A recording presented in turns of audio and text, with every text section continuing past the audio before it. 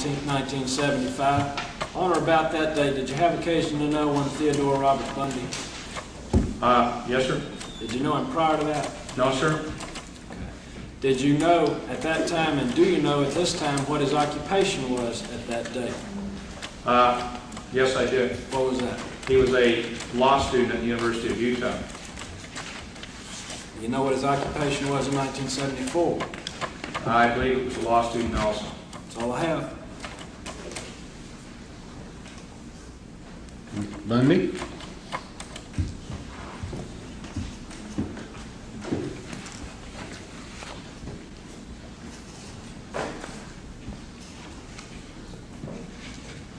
Detective Thompson, you say you knew Theodore Robert Bundy on August the 16th, 1975? Around that time I was acquainted with it, yes, sir. Around that time? Yes. On that date? You say for I'm sure? not positive on the date. Well, you give me the benefit of your best estimate as to when you first... The first conversation that I had with you was August the 21st, outside the Salt Lake County Jail. That I'm positive of.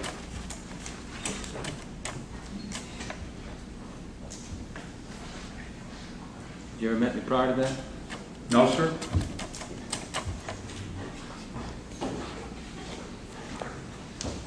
I'd like to. That's all. Thank you. May this officer be excused? Yes, sir. I think you're free to go. That's all I have on the motion, Judge. You have witnesses on the motion? Yes, Your Honor.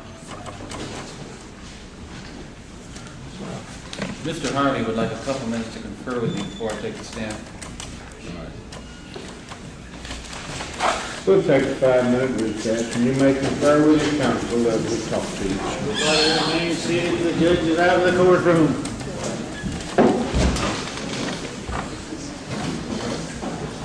We'll be in recess for 5 minutes.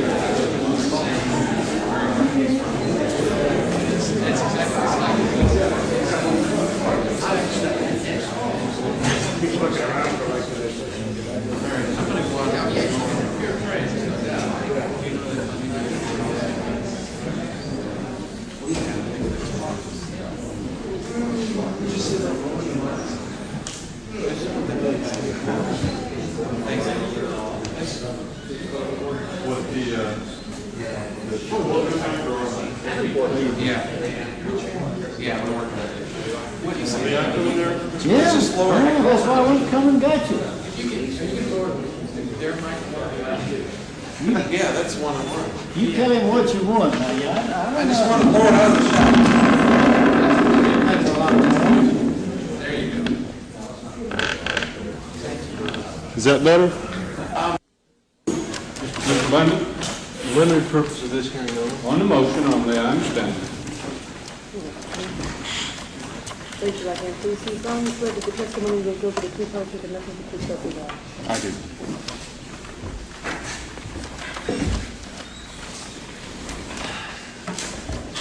Would you please state your full name for the record?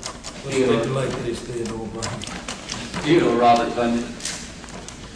Directing your attention to the early morning of August 15th, 1975, after you'd been stopped by Trooper Hayward, approximately what time of the Did we morning? establish that it was really the 16th, or did we? That date?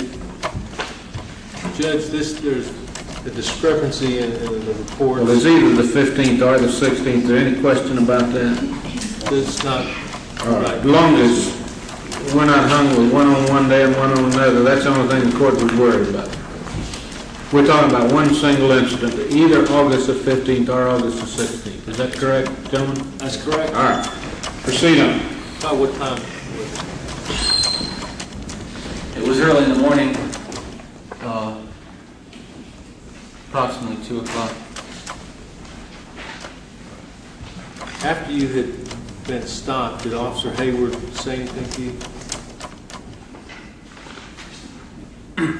Well, after the stop had occurred, I exited my car, and the officer, Hayward, had left his car and approached me, and the first thing he said to me was, "Why didn't you get out of your car and run? I could have taken your head off," or words to those effect. Words to that effect.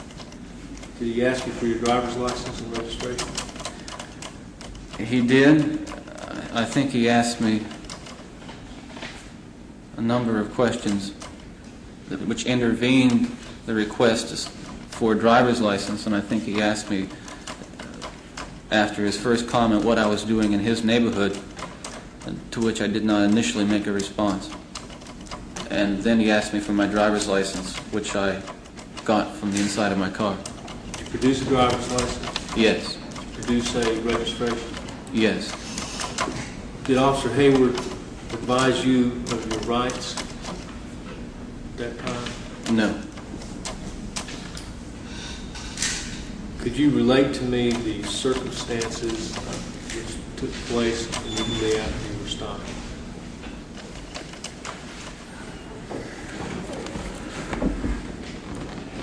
After I gave the officer my driver's license, he went back to his vehicle, as I recall, and leaned in and pulled out the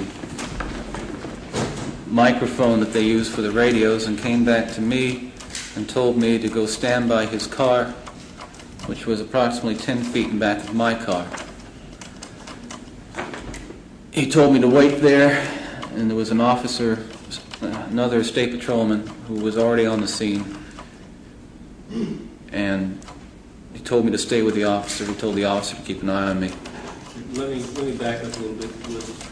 Was Officer Hayward in uniform? Yes, he was. Was he carrying a weapon? Yes, he was. Was the additional officer who had come to the scene, was he in uniform? Yes. Was he carrying a weapon? Yes. How many officers arrived at the scene? Well, they arrived and they left. I'd say that at any one time, there were, at the most that were on the scene at any one time, approximately a half a dozen. Were they all in uniform? All except for Detective Ondrak, who arrived later, who was in plain clothes. What was the attitude of the officers towards you? Well, I testified as to Sergeant Hayward's initial reaction. After he told me to stand by his car, he proceeded to my car and he began to walk around it, shining his flashlight through the windows and peering in through the windows. The officer that I was standing with next to the patrol car began asking me questions, asking me what I was doing in the neighborhood, why I was there, so on and so forth. Did any of the officers read you any rights, advised you the right to remain silent at that time? No. Did anybody advise you of the right to have an attorney present if any questions take place? No. Anybody advise you that you had the right not to talk to them? No. All right, and then Officer Hayward was looking in the car with a flashlight? Yes. And then what happened next?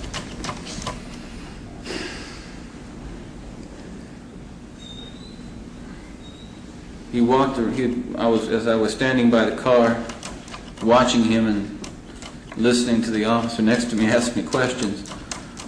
I watched him walk around the car and shine his flashlight in the car. He apparently was focusing on something inside the car for some time, or it seemed like some time. He opened the car door, entered the car, and I couldn't see what he was doing. He came back to me and then repeated his earlier questions about what I was doing in his neighborhood, why I was there, and then, as I recall, he went to make another call on his police radio. Did Officer Hayward or any other officer at the scene ask you for permission to search the car? No. Did you give anyone permission to search the car? No. Had you ever been arrested before? No. Did anyone tell you that you had a right to refuse to let them search your car? No. Do you remember the words being asked to you whether or not you minded if they looked inside your car?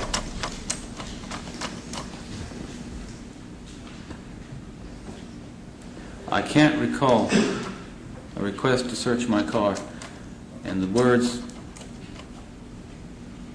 whether or not they asked me if they could look in my car, is something I don't recall or construed as a request to search my car.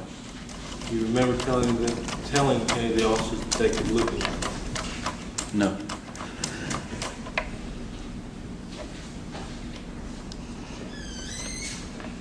At any point during this incident, did anyone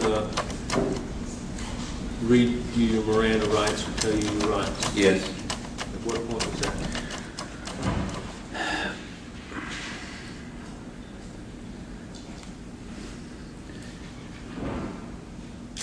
After Sergeant Hayward had searched my car and called in another officer to come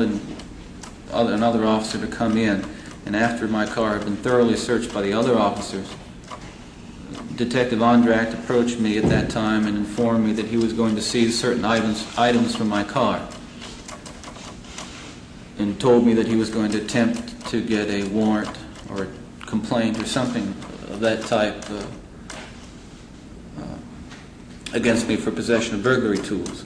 At that point, Sergeant Hayward or another officer, I'm not sure, searched me for the first time, handcuffed me, put me in his vehicle, read me the rights off a little card he carried on his console, and drove me downtown to the Salt Lake County Jail. It was after the search had taken place Yes. and after the items had been seized. Yes.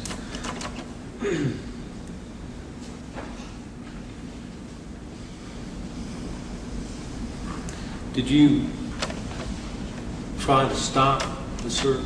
No. Why is that? Well, I'd say I was afraid to, but that's not exactly the way. I mean, it's not that I was quaking in my shoes. I felt that I couldn't stop them from doing what they were doing, that they were going to go ahead and do it no matter what I did. They were intent. The questions from Sergeant Andrack and, Sergeant Hayward and the other officers at the scene indicated that they believed that I was involved in some sort of activity, and they were hostile about it. The questions seemed hostile to me, indicated to me that they were going to do damn well what they pleased, and I did not. You didn't see any point? There was no point. I didn't see how the heck I could stop a half a dozen uniformed armed officers from searching my car. They didn't ask you for your consent? No. Objection too broad. Let me ask you, see if do you have anything else?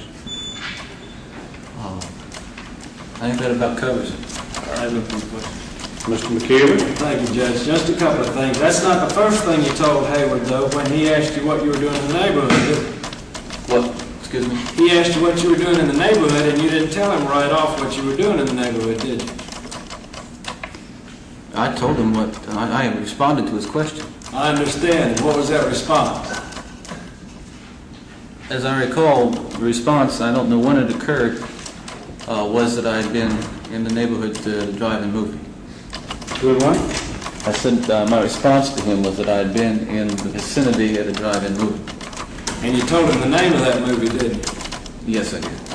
But you hadn't been to that movie, had you? Your Honor, I don't think this is relevant. I'm going to let him answer. I don't think it's material for the issue. Well, the question of credibility is always material, and these are questions that the court would be concerned with. I'll let him answer. No, I hadn't. Well, you started off with a lie to him. And you followed that up. Let me see if I understand your testimony correctly. You followed that up with another story, didn't you? Your Honor, Jeff. But restate the question. Well, did you tell Hayward anything else after you told him that you'd been at the drive-in movie? You do recall your testimony during the courtroom proceedings in Utah, do you not? I'm not sure what you're referring to. I think really, it's a broad question. If you try to be more specific, I can help you out. Do you recall your testimony in Utah? I recall testifying in Utah. Do you recall the drive-in movie story you told Hagen? You've already testified to that. Yes, sir. Do you recall the marijuana story? Your Honor, I object. Again, understood. I'm going to rule it, there's some reference to it in the opinion. Judge, excuse me, that hasn't been talked about by either the officers at this hearing or by testimony of the... He's on cross-examination and the defendant. We got a direct, pinpointed question of issue of fact that the court has to. And that's, I think, about a question. Overruled, you may proceed. Do you need me to freshen up your memory a little bit, Mr. Bundy? I think if you could ask me the question again, I'm not sure what you're asking, but I can try. I'm asking you kind of an initial question, and I don't mean to be confusing. Do you recall your testimony in Utah? If you don't, say so, and I'll try to refresh you. Well, if you could give me a specific question, I don't think it would be difficult for me to sit here and quote you verbatim what my testimony was in Utah. I understand. I can appreciate that. Let me see if this refreshes your memory. You recall testifying that on the evening in question you were eating dinner and watching television until 12 midnight or 12:30, which time you decided to visit a friend.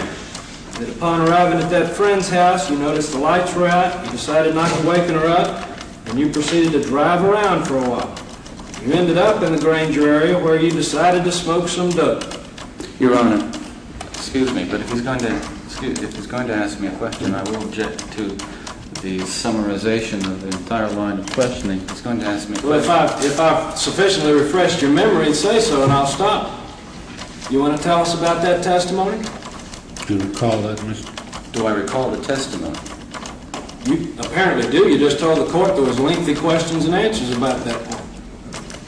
All I'm saying is that I don't recall the testimony specifically, but I can say that in general that I can associate what you're saying with the trial in Utah.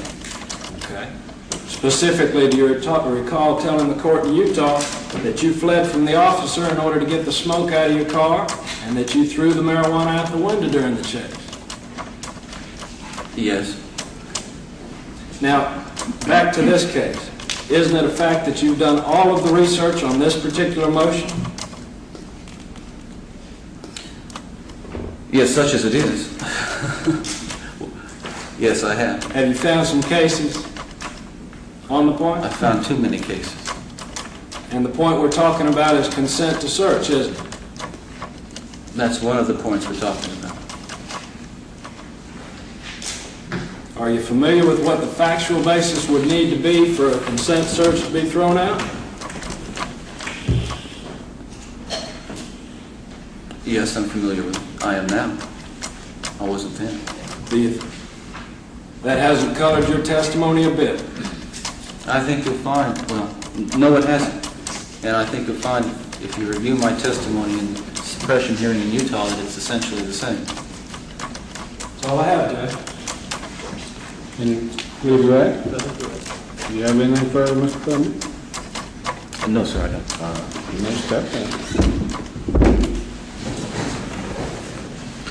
Any further testimony on the motion? I feel like I need to call Officer Hayward just briefly, Judge. All right. Officer Hayward, then.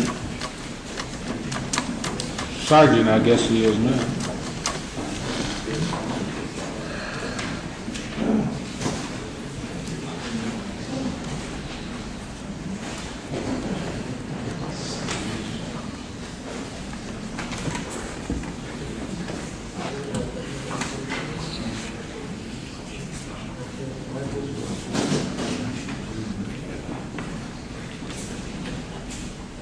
Your Honor, did you need to re-swear this witness? No, sir. Step out of the witness stand, sir, and be seated. You previously sworn, Sergeant. The oath is still applicable. You may proceed, Mr. Thank you, Judge. Sergeant, are you familiar with the smell, the odor of marijuana? Yes, sir. How long have you had some experience in this odor? I had 3 years. just prior to this date of alcohol and drug enforcement, drug drivers in the state of Utah. During the time you were in Mr. Bundy's car on this particular evening, at any time did you smell the odor of marijuana? No, sir, I did not. At any point during your search in the car or around the car, trunk, engine, whatever, did you find any substance that resembled marijuana? No, I did not. At any time during your chase of Mr. Bundy, did you see anything thrown out of the car? No, I did not. That's all I have. And redirect? Or cross, excuse me?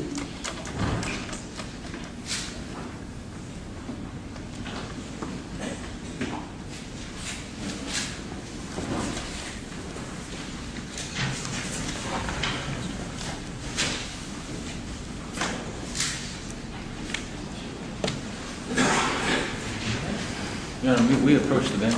Yes, sir.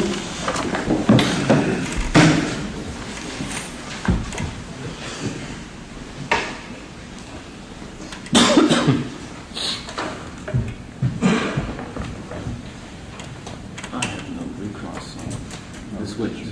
Cross, I misled. Cross on the button. But one matter that I neglected, just procedural matter, it's technical. His report into evidence for this here. His police report. That's it. I don't care, no problem. We're going to be sure.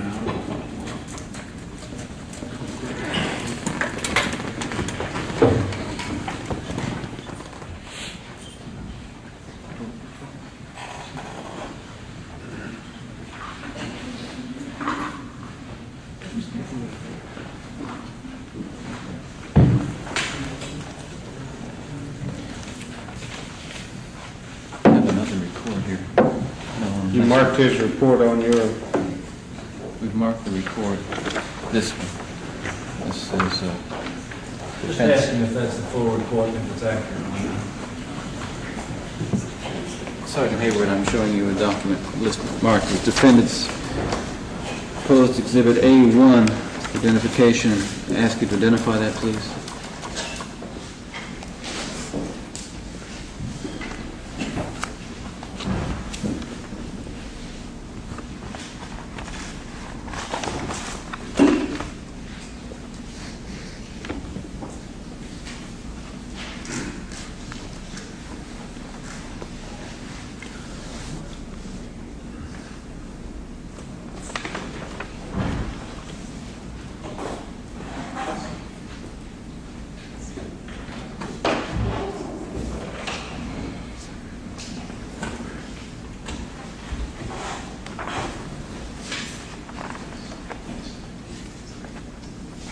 It appears to be Appears to be what?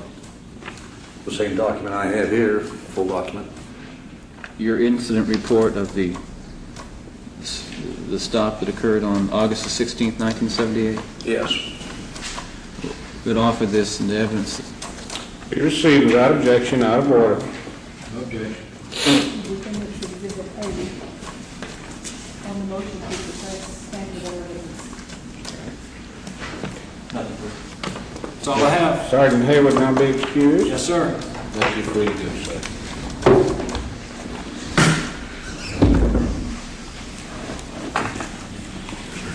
Defense have anything further on the motion?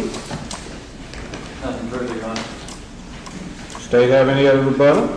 No, sir.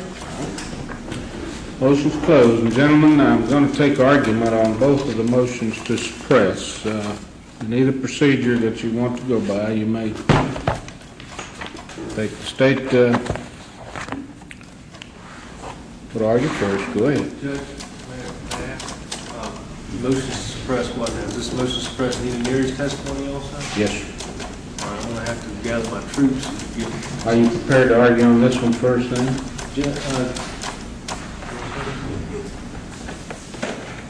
Your Honor, I'm not prepared to argue the law beyond generalities. I have a great deal of case material.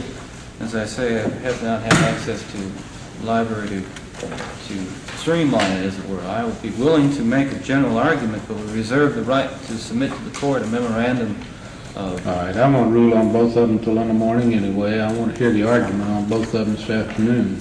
There's no more hearing testimony. How about Pecano and... As I Do understand, that during trial if you want to, Judge. I thought we had reserved that for during the trial. This is all the testimony to be taken on a motion. yes, sir. No, The sir, rest we of- have some statement testimony that you need to hear and some more Williams rule. Well, we've got some William Rule questions, but they primarily will be not witness testimony, as I understand. You do have some short testimony. All right. Well, let's take these two motions to suppress from that order. I'll hear argument on them now, and then we'll... Judge, will you give me a chance to get Mr. Hagen? Yes, I think you should, and we're going to proceed now with the argument on the Granger, and Mr. Bundy, you may proceed.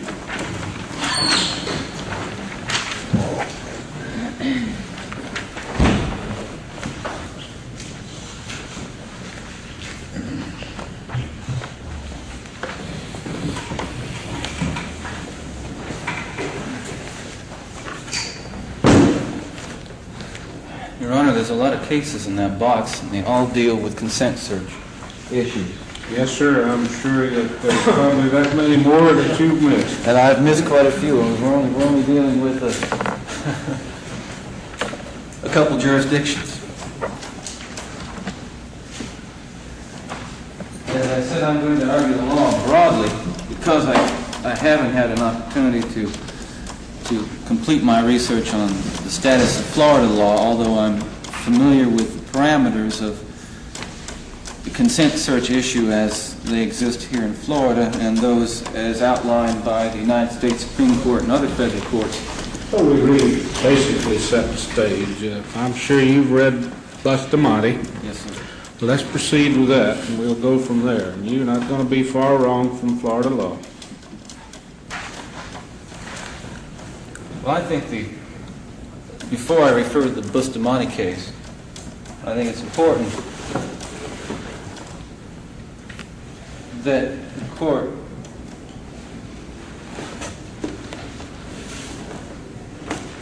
be put in a position of determining whether it's Florida law that applies or the law of the state where the search occurred. And of course, I would argue that from the integrity of this court and the integrity of the court of Florida, that the conflict should be resolved and in the manner of adopting the law of the forum state of Florida to determine whether a consent in the search that we've heard testimony in today was freely, voluntarily, and knowingly given. Well, you've got more of a basic threshold argument as far as that is concerned. This court would have to take into consideration the rulings of the Supreme Court of Utah, Mr. Bundy, as far as the concept is concerned.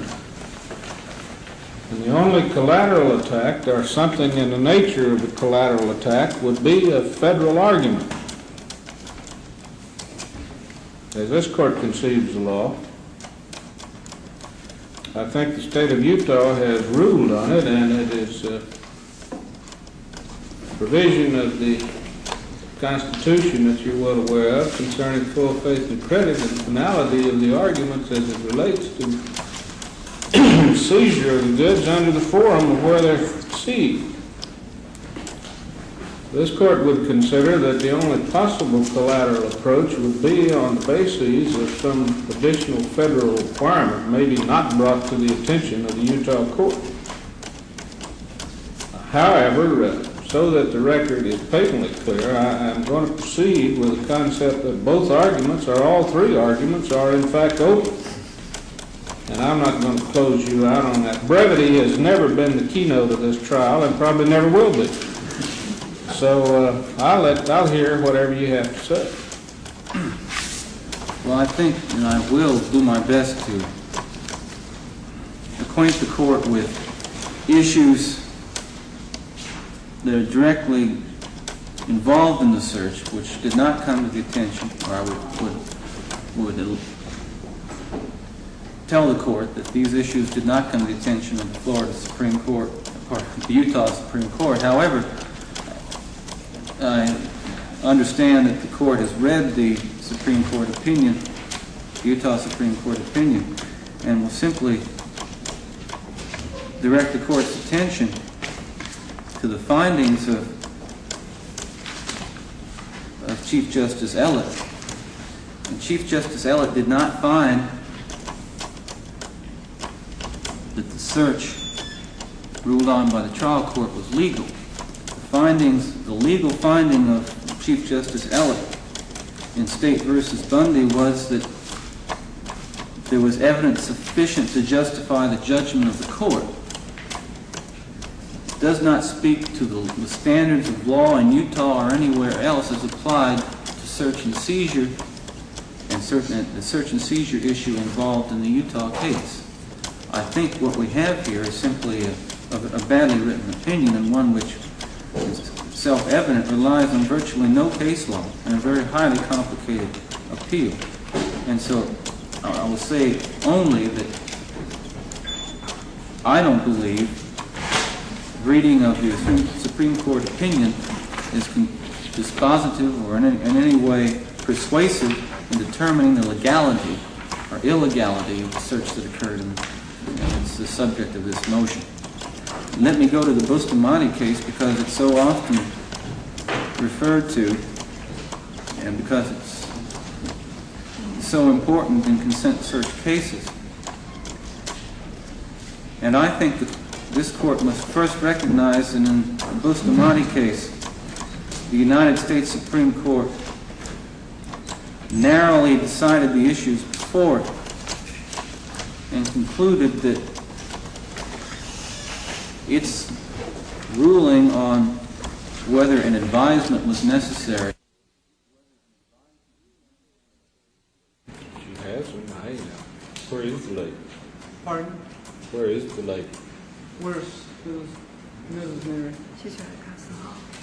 Does she have photographs with her or clippings with her? I don't know. You'll have to ask her. She might have them in her purse. You want to let this young lady step down from the stand and bring her over? If they're of some benefit to us, if you can get them for us, Mr. Simpson. All I was going to suggest is we've already given them copies of them. They can use the copies as well as the originals. Whichever one you have. Our copies are poor, Your Honor, but Well, why don't you ask the lady to bring them over? We're not before the jury, and the court could glean something from them, maybe. Would you temporarily excuse this lady for the rule and let her sit here and identify the public? Bring Mrs. Neary over. Lady, if you step down and sit right there, it'd be fine.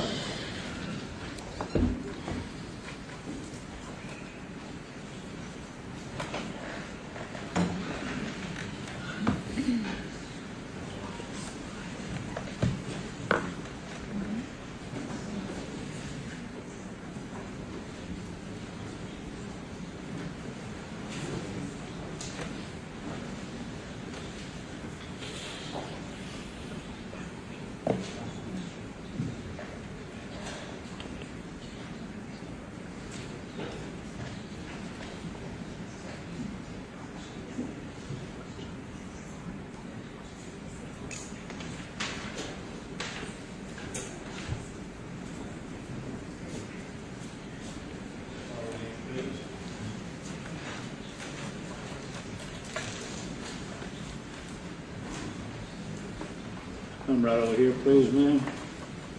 Step up in the witness box, please, and raise your right hand. And do you solemnly swear that the testimony you will be the truth, whole truth, and nothing but the truth, so help you God? Do you see it? Mrs. Neary, would you state your full name for the record, please? Wanda Neary. All right. And you're the mother of Nita Neary? I am. All right. Do you have some newspaper clippings that you've collected I with do. respect to this case? I do. All right. Do you have them with you, ma'am? Yes, I do. All right. May we see them?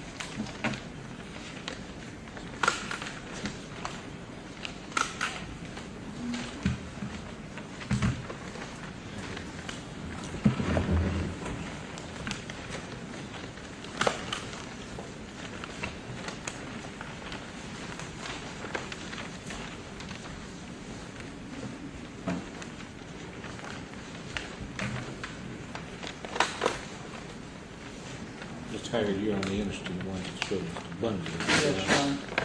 Not That'd be concerned fine. with the other details. Other than to show reading content, Your Honor.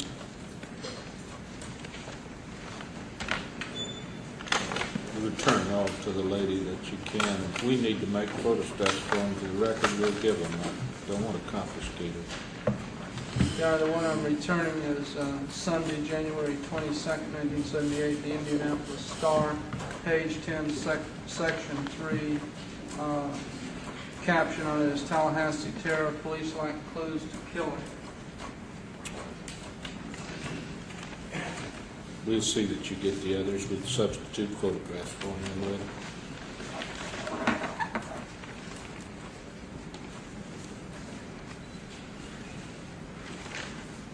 Could we have this one just photocopied for the record? Yes, we can. All right, Certainly I don't can. need it in as an exhibit. That's fine. Yes, Mark. We'll photostat and substitute the photostat for the original and return the original to Ms. Neary.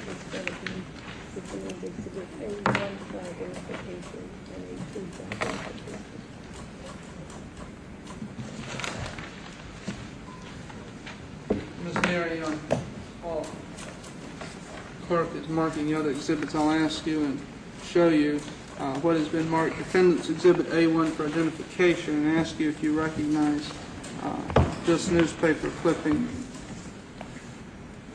Yes. And did you cut this out of the Sentinel Star? No, I did not. Who cut this out of the paper? I don't know. Did you Ms. show? Neary, you're shaking. Don't be upset here. Relax. Did you? There's no reason to go through all the process. We'll stipulate these now. Yeah. Did you show this to your daughter, Nita? The daughter would probably be the best answer to that, wouldn't it, Mr. Haggard? I think so, yeah. I don't think we need to. Everything's all right, Mother. Relax, all right? Take Thank care you. of yourself. All right. You may step down. Thank you, Mr.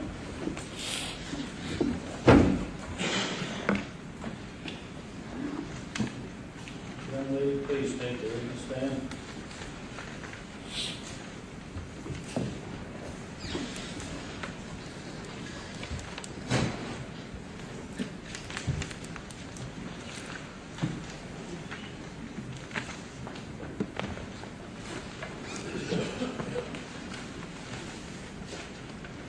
Here I show you what's been marked.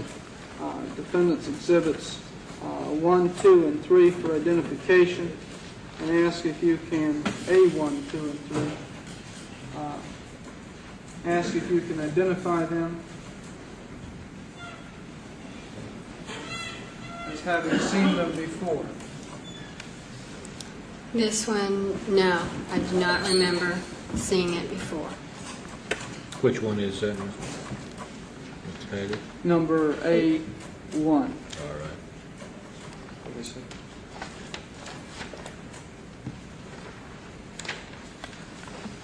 This one, yes. This is the series I was talking about where each one looks different. What number is that? A2. And A3. I don't remember. It looks like the same series there. I might have seen it. I don't really remember. But I might have seen this one, but it's the same pictures as this. Did your mother have any other pictures than these? I don't know. Well, how long has your mother had these pictures? She's had them for a while, for when the paper started coming out, but she kept them in an envelope, and after I had seen the series of 6, I was advised not to look at any more pictures in the newspaper or on television, and so I stayed away from them.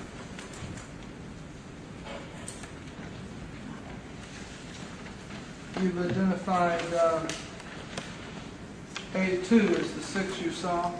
Yes. Well, that was prior. A2 was prior to you being advised or after? Yes, prior. What is the date of that, Mr. Haggard? February 19th, Your Honor. All right. Did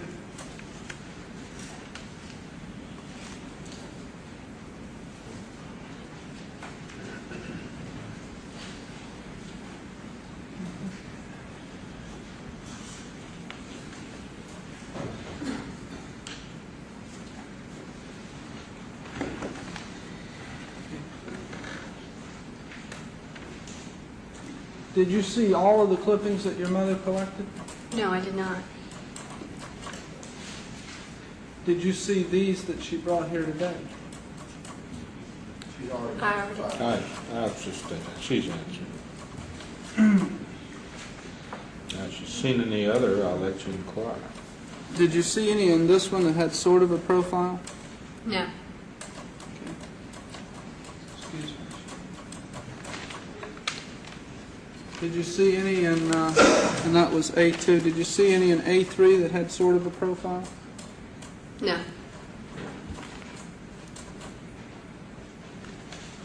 Do you recall telling Detective Bodiford that you had seen sort of a profile on March 14th? Objection, that way the president. Later, Craig. You call this question by Mr. Bodiford. Did you recognize him? Answer, I can't guarantee you I didn't see a good profile, but she just showed me a picture, she referring to your mother, about 2 days ago of a sort of profile. Recall that? Vaguely. Was this the sort of profile that your mother was referring, or you were referring to on the phone? I don't remember that picture right now.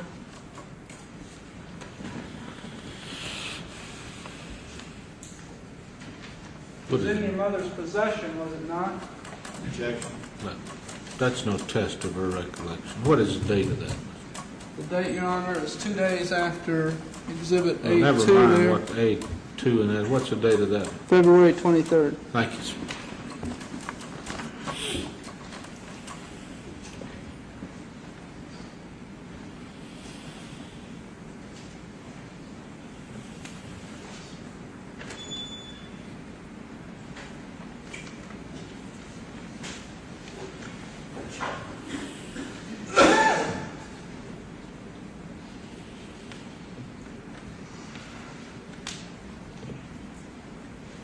You recall your conversation?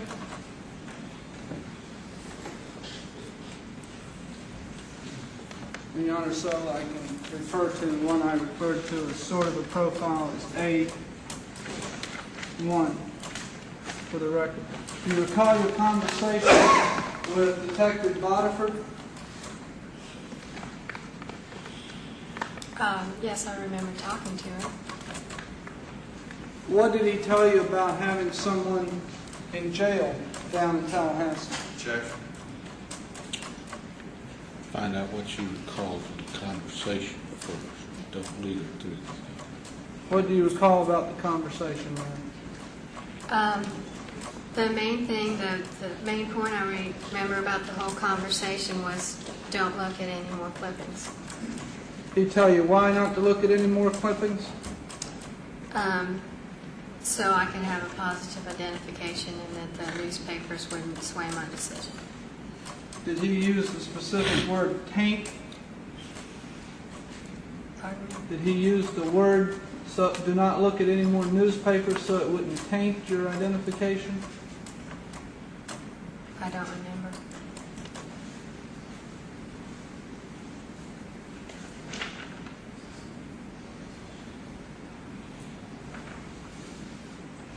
Do you know whether he discussed that with your mother?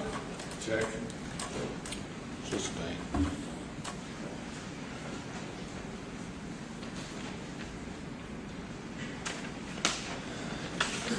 Did your mother tell you not to look at any more pictures in the newspaper because Detective Bodiford had told her that? Objection. Sustained.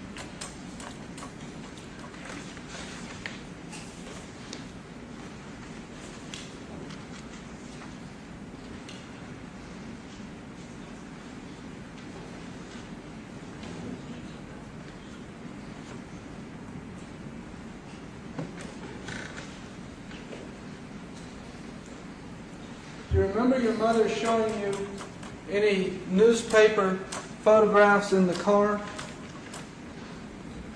Vaguely, yes. And she pulled out an envelope? No, I don't remember the envelope. Where were you driving to? I believe we were going home. We were downtown Aurora somewhere, and we were driving home. Did you say to her that it looked like the nose, but it was still not a good profile? Sustained. Did you make a comment as to whether or not it was a good profile to your mother? I remember. Your Honor, that assumes that she said there was something like that. I'm asking if she made... There's no establishment that it's taken place, Mr. Hager. That's the problem. You were in the car, and your mother showed you some photographs, right, Ms. Neary? Yes. A photograph. A photograph. A clipping. I don't remember which one it was. A photograph. No, Your Honor, that's not. It's a photograph or a clipping. A clipping. All right. Was it a clipping with a photograph on it? Yes. And was it a partial profile? I don't remember the picture. I'm sorry. I don't remember. Do you recall making any comments about the nose? No, not specifically the nose. Do you recall making any comments about whether or not it was a good profile? No, I don't remember. I remember, what I do remember is glancing at it, and I was tired of it, and I just said, I don't want to see anymore. I don't want to make any judgments.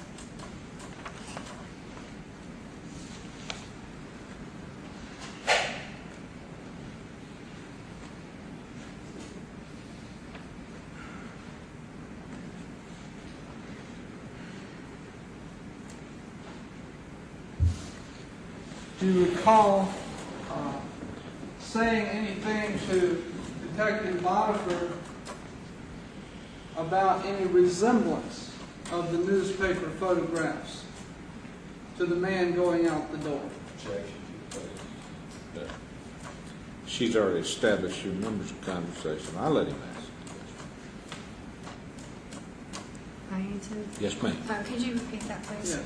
Do you recall making any comments to Detective Bodiford about whether the newspaper photographs resembled the man going out the door? No, I'm sorry, I don't remember.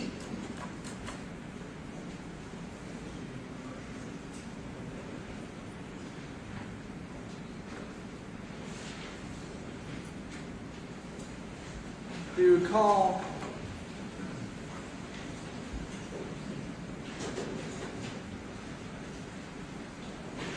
saying that you could not promise that you could make an identification to Detective Bodiford? No, I don't remember. Let me ask you if you recall this statement and this reply with Detective Bodiford. Detective Bodiford, do you think that you might be able to pick it out? Your reply was, I can't promise anything, but I, ... Do you recall that statement and reply? No, I don't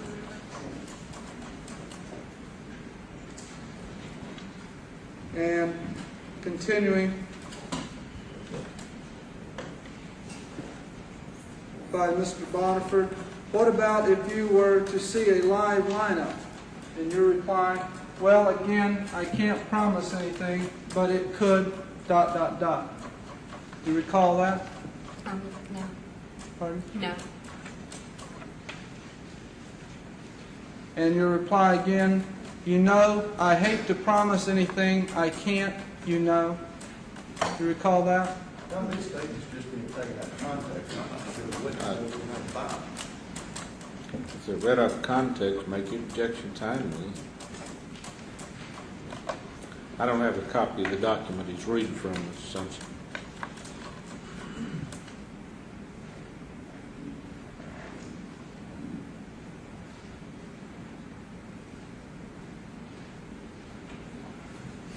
you recall discussing with Detective Bodiford a partial profile from the newspaper? Sustained. We've been through that. Do you recall this statement by Detective Bodiford in this reply? Right, but so far the pictures you've seen, you haven't counted him at least? Yeah, but the one when we had his nose turned a little bit did the best for me, you know. Resembled more than any of the other ones. But the other ones were hard to tell because they had like 6 different pictures of him, all different, you know. Do you recall that discussion? No.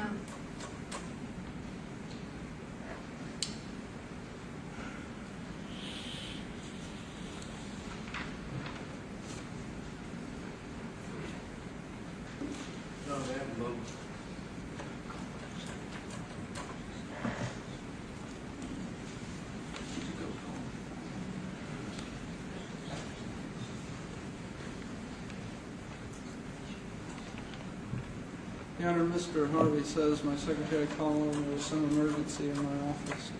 I have no idea what it was. We've got a recess now, and I've got a judges meeting to go to. In spite of the importance of this proceeding, I still have some administrative duties. The reason we started half an hour earlier, I'm going to be in recess now till 2 o'clock. Court will be in recess till 2 o'clock. Everybody remain seated till the judge is out of the courtroom.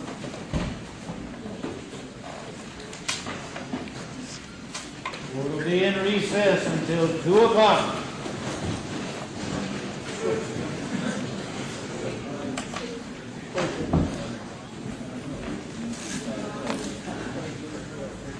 Surely I wish I had some gas.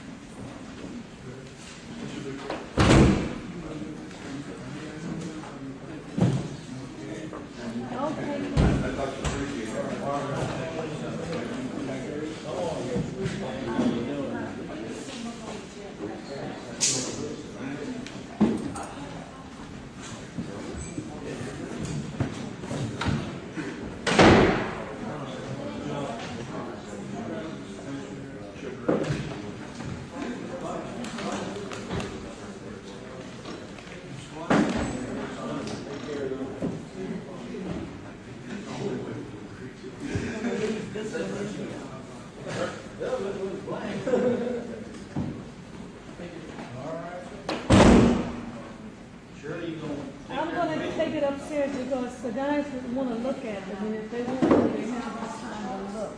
Okay. Which way you want to go? I could go. You want to go front? Come on. Well,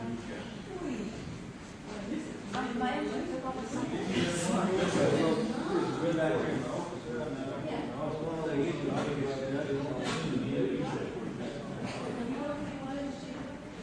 I'll see you Tuesday. Take care.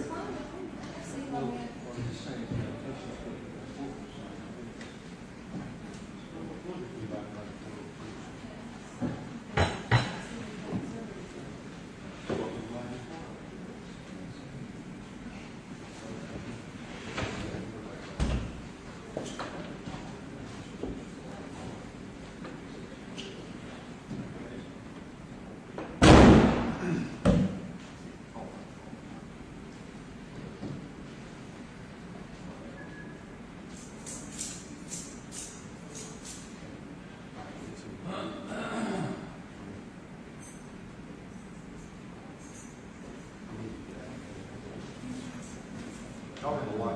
If I left this here, would it be safe? Might not be as good.